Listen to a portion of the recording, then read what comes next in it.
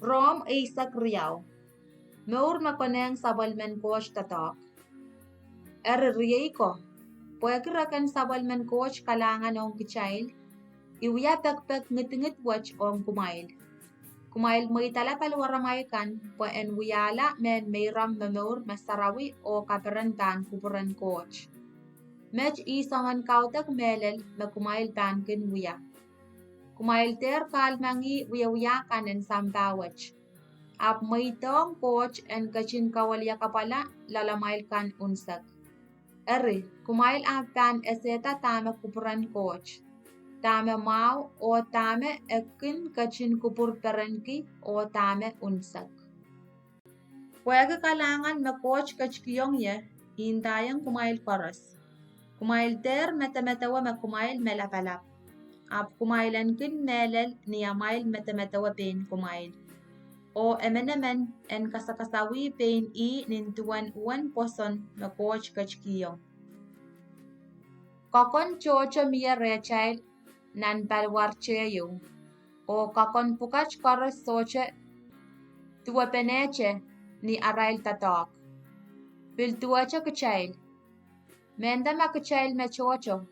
Ap kuchail wiya warcheyo ren price o kuchail koros kin tachpene tuwacha kakon kan me choror pesang ni warcheyo. Kuchailen kapayata paisa chail me wak pesang ni sangan tatok kan me koneng kalangano me coach kachkiyong kuchail. Ma kuchail paisan ki lok selimasanen coach kuchail wiya tuwan me koneng posono me kuchail anikiyer. Ma kuchail paisan ki tatok en tata kuchail utan tan tata. Ma son tatak kuchail utan tan tatak. Makuchail poisan ki tatok en kakalakalalan mechikan kuchail utan tan wiya. Memen mekin kisa ki mechikan mekoch me utan tan wiya nisapan. Memen memye manaman en kaun utan tan tatok laut. Memen mekin katak ong mechikan utan tan perenki kapayata. Amay limpak anutan melel. Kumail chachki meswet kan o changachang ni memau kan. Kumail limpak pene nintuan limpakan solang o kumail wow pene nan pungamail. Kumail porsakyong amail tatok o ter pong kake. Kumail patitiyong tatakaw no sang nan kapetamail unsak. Amail kaparapor en kaparan kumail ta.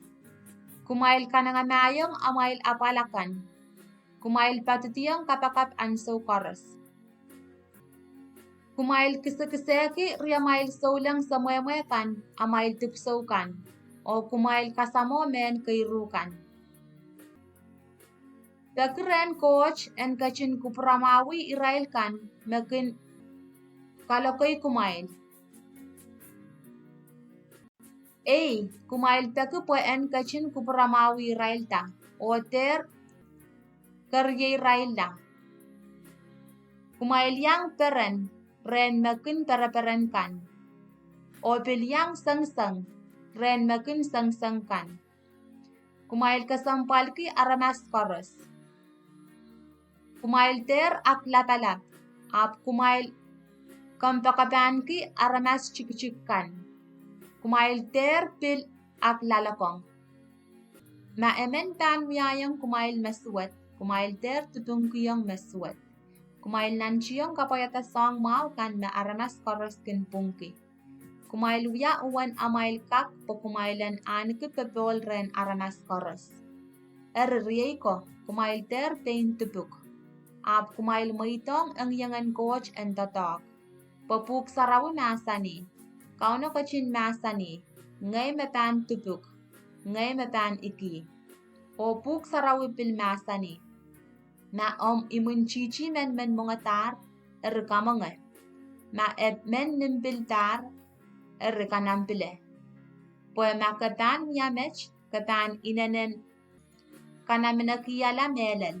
Raseng molis muel pon mange. Eri, ter muitong meswet en bewayukati. Ap om mau en beweti meswet.